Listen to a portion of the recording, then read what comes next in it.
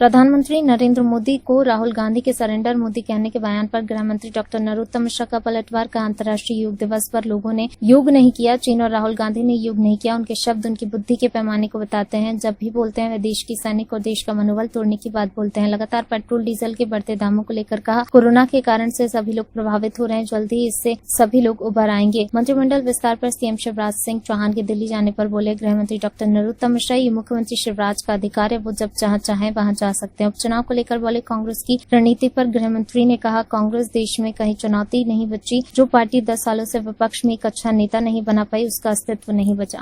ठीक madam. Sir, Rahul Gandhi ji ने भारत के प्रधानमंत्री नरेंद्र मोदी को सरेंडर मोदी कहा। दो लोगों ने कल योग नहीं किया। एक तो चीन ने योग नहीं किया, एक राहुल गांधी जी ने योग नहीं किया।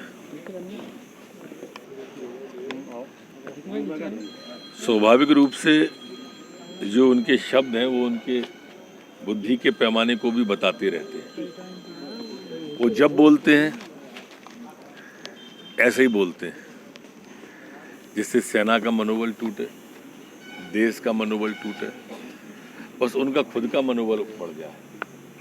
लेकिन देश की जनता बहुत जानती है, देश के स्वाभिमान को जानती है, देश के सम्मान को जानती है। मोदी जी के नेतृत्व में आज भारत विश्वगुरु बनने की ओर अग्रसर हो रहा है। तो राजीव जी जैसी छोटी बातों से कोई फर्क नहीं पड़ता। और पूछो। सर, पेट्रोल डीजल के दामों में इजाफा हो रहा है लगातार 15 दिनों में। परिस्थिति अभी देश की इस तरह की है, कोरोना के कारण से सभी लोग प्रभावित हो रहे हैं, हर वर्ग प्रभावित हो रहा है, पर जल्दी ही हम इससे उबर आएंगे। सर, सीएम साहब दिल्ली जा सकते हैं, ऐसा लग रहा है कि जल्दी कैबिनेट विस्तार हो सकता है। ये उनका प्रिविलेज है, जब चाहें तब कैबिनेट का विस्तार वो करेंगे। अगर इसलिए दिल्ली भी जाना होगा तो जाएंगे। मंत्रिमंडल के साथ उपचुनाव की भी तैयारियां हैं, किस तरह की चुनौतियां आएंगी सामने, क्योंकि मध्य प्रदेश में उपचुनाव होंगे। कांग्रेस देश में कहीं चुनौती बची नहीं है। मैं मध्य प्रदेश की बात नहीं कर रहा, देश की बात कर रहा हूँ। जो पार्टी 10 साल में अपने को विपक्ष का नेता बनाने लायक उम्मीदवार न जिता पाए, उससे क्या उम्मीद करेंगे। सवाल मध्य प्रदेश का है तो यहाँ तो धोखे से एक बार आ गए। काठ की हाड़ी बार बार नहीं चढ़ती। एक बार किसान को, नौजवान को धोखा दे दिया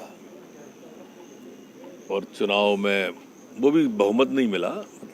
जितना झूठ पच सकता था वहाँ उतना पचा। और अब उपचुनाव में क्या चिंता करना, जाएंगे तो यही लोग ना, नेता तो यही है ना।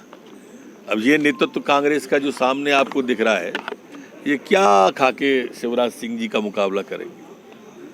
सर, पहले बरैया जी को राज्यसभा का चुनाव हरवाया, उपचुनाव ले जा रही कांग्रेस। देखिए, बरैया जी बहुत सज्जन और सीधे आदमी हैं। वो छल कपट से बहुत परे रहते हैं और कांग्रेस हमेशा उनके साथ छल कपट करती है।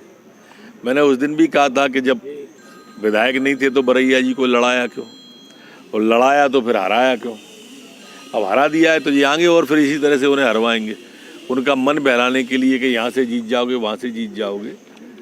मैं तो उनसे प्रार्थना करूंगा कि वो समझे कांग्रेस के छल को। वैसे प्रदेश का हमारा अनुसूचित जाति का वर्ग ये बात समझ गया है कि कांग्रेस धोखा देने वाली पार्टी है। तो बात ही करती है सर कांग्रेस दलित की, आदिवासियों की। ऐसा लगता नहीं कि ये चुनाव ने बता दिया कि बातें रहेंगी। इस चुनाव ने नहीं बताया, आदिकाल से बताते आए। अनुसूचित जाति जनजाति के प्रति मैंने कहा था ना, जब शिवभान सिंह सोलंकी का नंबर आया तो कभी अर्जुन सिंह आ गए, कभी दिग्विजय सिंह आ गए।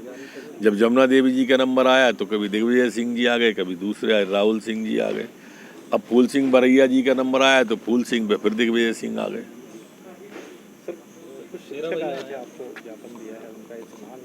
मैं शिक्षा विभाग को भेज दूंगा। गाड़ी ला। परिस्थिति अभी देश की इस तरह की है, कोरोना के कारण से सभी लोग प्रभावित हो रहे हैं, हर वर्ग प्रभावित हो रहा है, पर जल्दी ही हम इससे उबर आएंगे। सर, सीएम साहब दिल्ली जा सकते हैं, ऐसा लग रहा है कि जल्दी कैबिनेट विस्तार हो सकता है। ये उनका प्रिविलेज है, जब चाहें तब कैबिनेट का विस्तार वो करेंगे। इसलिए दिल्ली भी जाना होगा तो जाएंगे। मंत्रिमंडल के साथ उपचुनाव की भी तैयारियां हैं, किस तरह की चुनौतियां आएंगी सामने, क्योंकि मध्य प्रदेश में उपचुनाव होंगे। कांग्रेस देश में कहीं चुनौती बची नहीं है। मैं मध्य प्रदेश की बात नहीं कर रहा, देश की बात कर रहा हूँ। जो पार्टी 10 साल में अपने को विपक्ष का नेता बनाने लायक उम्मीदवार न जिता पाए उससे क्या उम्मीद करेंगे। सवाल मध्य प्रदेश का है तो यहाँ तो धोखे से एक बार आ गए। काठ की हाड़ी बार बार नहीं चढ़ती। एक बार किसान को, नौजवान को धोखा दे दिया और चुनाव में वो भी बहुमत नहीं मिला। जितना झूठ पच सकता था वहाँ उतना पचा। और अब उपचुनाव में क्या चिंता करना है, जाएंगे तो यही लोग ना, नेता तो यही है ना। अब ये नेतृत्व कांग्रेस का जो सामने आपको दिख रहा है, ये क्या खाके शिवराज सिंह जी का मुकाबला करे। सर पहले बताइए।